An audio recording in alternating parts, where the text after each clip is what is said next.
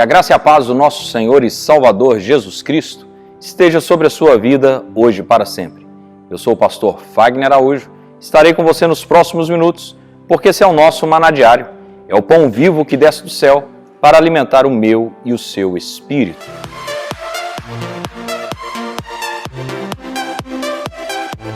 Meus amados irmãos, nós estamos falando sobre chamado e estamos analisando a vida de Moisés.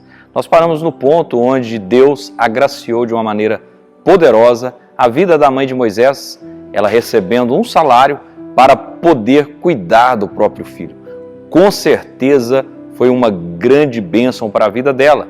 E nesse período, ela ensinou as leis de Deus para Moisés. Falou dos seus antepassados, dos patriarcas, que é Abraão, Isaque e Jacó. E com certeza o Senhor queimava no coração de Moisés, porque ele sabia que eles estavam ali no Egito como escravos, mas a posição da qual o Senhor escolheu para eles não era aquela. Deus os chamou para ter uma vida liberta, para ter uma vida abundante e não uma vida de escravidão. Moisés foi educado com a sua mãe, com os hebreus, aprendendo as histórias dos hebreus, aprendendo sobre o Deus dos hebreus, e com certeza aquela semente que foi plantada estava no coração dele. Depois ele voltou para o convívio na casa da filha de Faraó, porque agora ela já poderia cuidar dele segundo toda a ciência do Egito.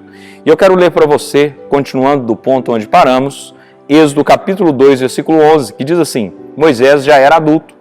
Um dia ele saiu para visitar o lugar onde encontravam seus irmãos hebreus e descobriu como era árduo e exaustivo o trabalho que eram obrigados a fazer.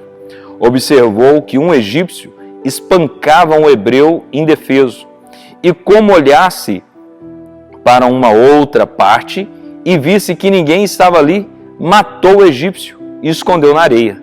No dia seguinte, voltou no momento em que o hebreu estava brigando e disse ao agressor: "Por que feres teu próximo?"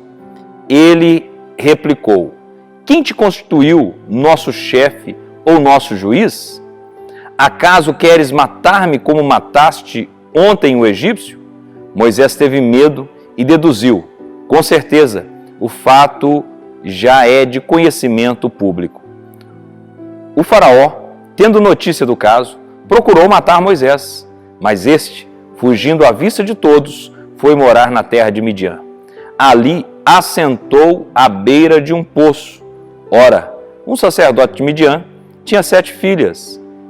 Elas foram buscar água para encher os bebedouros e dar de beber ao rebanho do seu pai.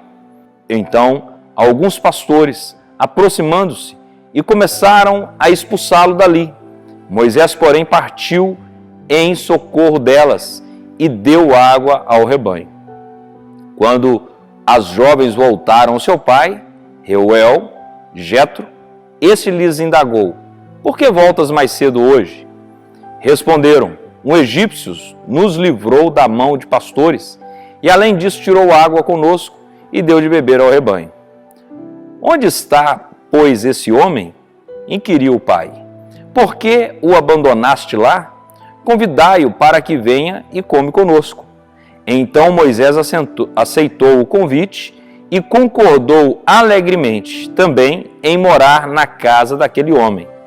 Este lhe deu por esposa a sua filha Zípora. Ela deu à luz um menino, a quem Moisés deu o nome de Gerson, justificando: "Sou imigrante em terra estrangeira."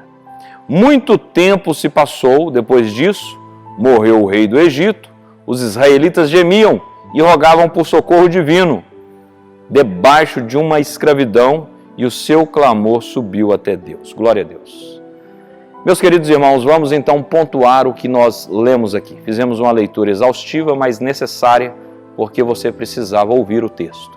Mas vamos lá. Moisés, já adulto, já tendo a sua maturidade, com certeza o que a sua mãe plantou em seu coração, ele não perdeu.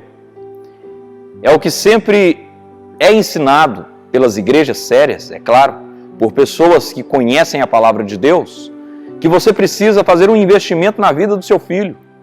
Porque o seu filho, quando crescer, com certeza ele não desviará dos caminhos do Senhor. Ele não abandonará os caminhos do Senhor. Moisés ouviu da palavra de Deus, ele sabia quem ele era, ele sabia que ele estava como peregrino no Egito, ele sabia muito bem que ele estava apenas como um filho adotivo na casa de Faraó e que a sua verdadeira família eram os hebreus. O seu coração inquietou, ele teve a curiosidade de ver como estavam seus irmãos. E quando ele foi olhar a história dos seus irmãos, ele percebeu que os seus irmãos estavam sofrendo terrivelmente. Sabe o que isso me ensina a primeiro momento? Qual é a sua preocupação com os seus irmãos?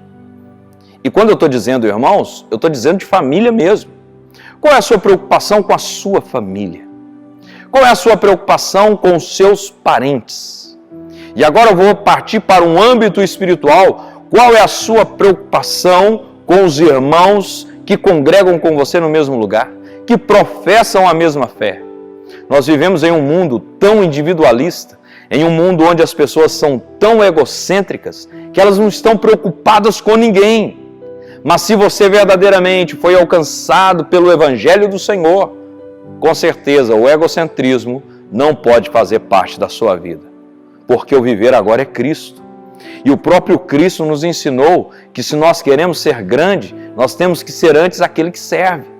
Se nós queremos fazer a obra de Deus, nós faremos a obra de Deus facilitando e ajudando a vida de outras pessoas, servindo uns aos outros.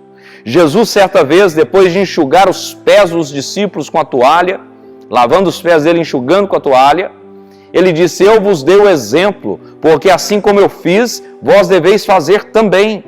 Então o Senhor tem dado exemplo para mim e para você, colocando em nós uma mensagem de amor, uma mensagem que se preocupa com o próximo. Tem pessoas que se ele estiver comendo, bebendo e dormindo, ele está tranquilo, ele não está esquentando a cabeça com aquele que está perdido. Se ele estiver salvo, limpinho, bonitinho, congregando, servindo a Deus, está ótimo. E ele esquece que tem pessoas morrendo e indo para o inferno. Ah, meu irmão, Moisés lembrou daquela palavra, aquela palavra queimava no coração dele. Ele tinha um chamado. Quem tem um chamado não consegue ficar calado. Quem tem um chamado não consegue ficar de maneira inerte diante de situações injustas. Quem tem um chamado sabe que precisa libertar aqueles que estão presos. O Senhor nos chamou para isso. O Senhor nos escolheu para isso. E Moisés se sentiu incomodado para ir ver como estavam os seus irmãos. E quando ele chegou, ele percebeu que o sofrimento era muito pior do que ele imaginava. E sempre assim, querido. É diferente você ouvir uma história e presenciar a realidade. Talvez alguém chega para você e diz assim: você viu como fulano de tal está sofrendo, o que fulano está passando? Eu quero te dizer que o sofrimento dele é muito maior do que o que você imagina, porque é somente quem está sofrendo na pele sabe o tamanho do sofrimento que está passando. Mas a maior parte das pessoas não estão preocupadas. Elas estão preocupadas apenas consigo próprio. Elas estão preocupadas apenas com a sua própria vontade. Deus não deseja isso para você. Deus não deseja isso para mim. Está na hora de nós posicionarmos, preocupando com aqueles que estão à nossa volta. O que você pode fazer para mudar a vida de alguém? Já parou para pensar? Quais são as atitudes que você precisa ter para alegrar mais a vida de alguém? E eu estou falando de pessoas que estão à sua volta, os seus próximos. A começar dentro da sua casa, a sua família, os seus vizinhos, a igreja onde você congrega, as pessoas do seu trabalho. O que você pode fazer para melhorar a vida dessas pessoas? Tem pessoas que elas são tão egocêntricas que nem cumprimentar o próximo ela cumprimenta. Ela acha que é muito difícil dar um bom dia, é muito difícil dar uma boa tarde, uma boa noite.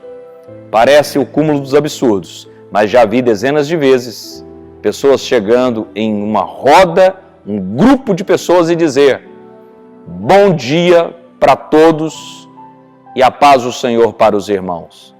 Escute uma coisa, a paz não é sua, a paz ela é do Senhor. Você não tem que limitar a paz para ninguém. Se você chegou em um grupo, dê a paz do Senhor para todos, porque a paz é do Senhor.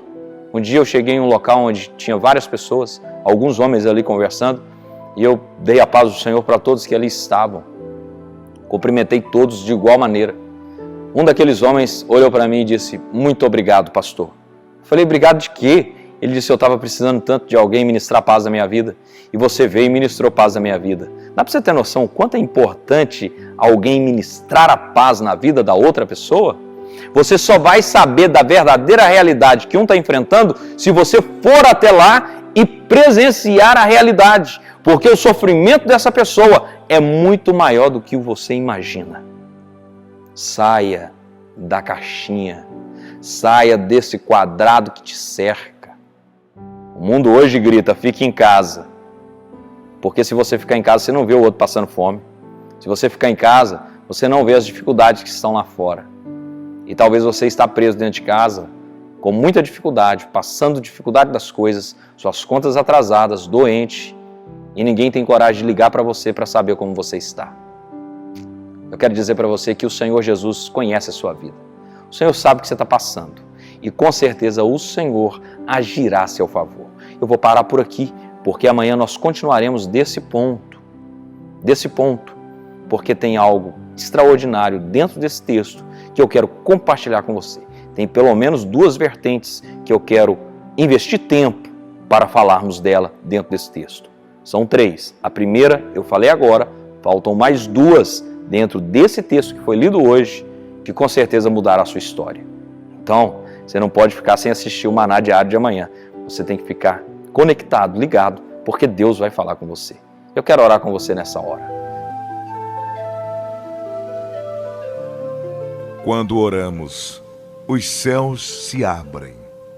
Deus, do seu trono de glória, ouve o nosso clamor e se apressa em responder à nossa súplica.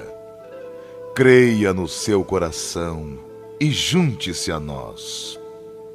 Vamos orar. Vamos falar com Deus. Pai, em nome de Jesus Cristo, eu oro por cada pessoa que está conectada agora. E peço ao Senhor, meu Deus, toca nesse coração, toca nessa vida. Tira deste coração toda mesquinharia. Tira deste coração mamon. Mamon vem governando essa vida, vem conduzindo essa vida a uma vida de inteira destruição, onde ele preocupa somente com ele e não se preocupa com mais ninguém. Mas eu peço ao Senhor nessa hora, haja com a tua graça, com a tua misericórdia e muda a história dessa pessoa hoje. Eu abençoo essa pessoa para que a visão possa abrir, para que eles possam enxergar além das 4 paredes e ver as dificuldades que os outros enfrentam e se colocar na brecha para fazer aquilo que o Senhor chamou para fazer. Que o Senhor te abençoe e te guarde. Que o Senhor faça resplandecer o teu rosto sobre ti e tenha misericórdia de ti. Que o Senhor sobre ti levante o teu rosto e te dê a paz. Que Deus te abençoe, mas antes de você sair, eu peço a você, assine o nosso canal, curta esse vídeo, compartilhe com as pessoas, peça às pessoas para se inscreverem nesse canal. Vamos completar os 1000 inscritos. Estou ansioso para poder alcançar mais vidas e eu sei que você que está aí do outro lado pode me ajudar. Juntos nós somos mais fortes. Nós somos um corpo. Um corpo não é constituído de apenas um membro. Eu estou aqui me dedicando a essa palavra. Você está aí se dedicando, ouvindo, se alimentando e compartilhando. E assim a obra de Deus acontecerá na vida das pessoas. Que Deus te abençoe e até amanhã, se assim o Senhor permitir. Se você gostou dessa mensagem, compartilhe com o máximo de pessoas que você puder. E se recebeu essa mensagem e quer receber mensagens diárias como essa, entre em contato conosco através do WhatsApp 659-9925-7557. Repetindo, 659-9925-7557. Que Deus te abençoe grandemente neste dia.